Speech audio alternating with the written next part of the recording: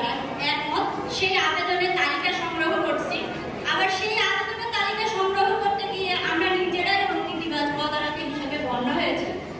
এটা সম্পূর্ণ সুদকারবারী লুটেরা গোষ্ঠীদের চক্রান্ত ছিল। বিগত সরকারের আমলে আমরা ভোট চোর হিসেবেও গণ্য হয়েছে। অথবা যখন ডক্টর মোহাম্মদ ইউনূস বর্তমান অন্তর্বর্তী সরকারের প্রধান উপদেষ্টা, তিনার কাছে আমরা এই দাবি নিয়ে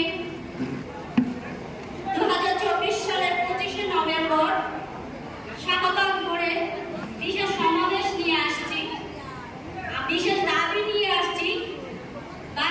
বাহিরে পাচারকৃত অর্থ এবং দেশের ভিতরে মজুদ থাকা কালো অর্থ উদ্ধার করে সেই টাকা জনগণকে বিনা সুদে দেওয়ার দাবি নিয়ে আসছি।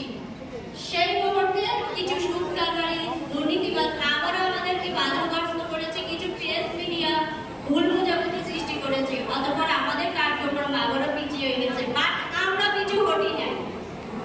আজও এসে প্রেস ক্লাবে দাঁড়িয়েছি। আমরা সুদকারবারী লুটেরা গোষ্ঠীর বিরুদ্ধে একটা বিশেষ আইন প্রণয়নের দাবিতে এটা আমরা সাকসেস করে ছাড়ব ইনশাআল্লাহ।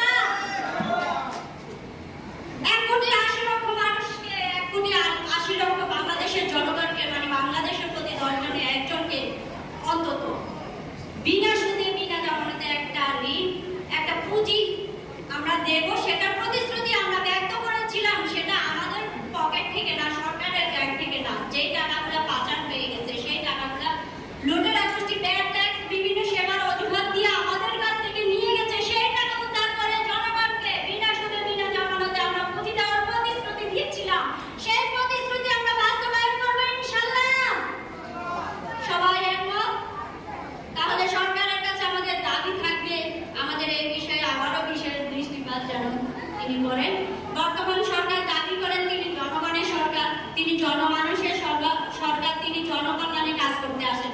যদি তিনি জনগণের সরকার হয়ে থাকেন, জনকল্যাণে কাজ করতে আসেন, এটাও জনকল্যাণমূলক কাজ।